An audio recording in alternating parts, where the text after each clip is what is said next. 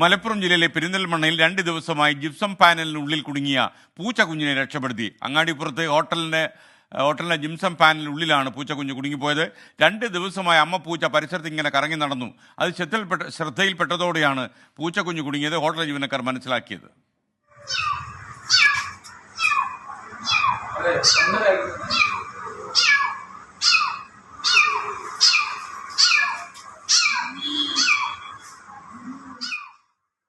Sameer bin Kareem മലപ്പുറത്ത് നിന്ന് വിശദാംശങ്ങൾ നൽകും. എങ്ങനെയാണ് പൂച്ചക്കുഞ്ഞിനെ രക്ഷപ്പെടുത്തിയത്, പറയൂ.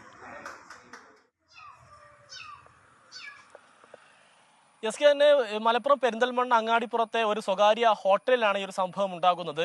ഈ ഹോട്ടലിന്റെ ഷോക്കേസിന്റെ ജിപ്സം ബോർഡിന് സമീപം കഴിഞ്ഞ 2 ദിവസമായി ഈ അമ്മപ്പൂച്ച ഇങ്ങനെ കറങ്ങി നടക്കുന്നുണ്ടായിരുന്നു. പൂച്ചയെ എത്ര ഓടിച്ചിട്ടും ഇവിടെ ഒന്നും പോകുന്നുമില്ല.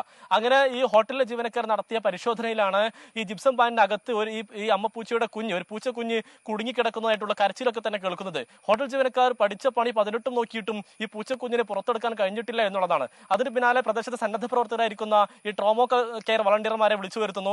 അവർ ഈ യന്ത്രം ഉപയോഗിച്ച് ഈ ജിപ്സം ബോർഡ് കട്ട് ചെയ്ത് പൂച്ചക്കുഞ്ഞിനെ വളരെ നല്ല രീതിയിൽ തന്നെ പുറത്തെടുത്തു. അതിനിപ്പോൾ ഒരു പുതുജീവൻ നൽകിയിരിക്കുകയാണ്. ഈ 2 ദിവസം കിടന്നതുകൊണ്ട് തന്നെ അതിന് ഭക്ഷണമോ ഒന്നും തന്നെ കിട്ടിയിരുന്നില്ല. അതിന്റെ ഒരു ബുദ്ധിമുട്ടുണ്ടെങ്കിലും നിലവിൽ അമ്മയും കുഞ്ഞുമെല്ലാം തന്നെ ഹാപ്പി ആയിട്ട് ഇരിക്കുകയാണെന്നുള്ളതാണ് ഈ ഹോട്ടൽ ജീവനക്കാർ പറയുന്നത്. സ്കേൻ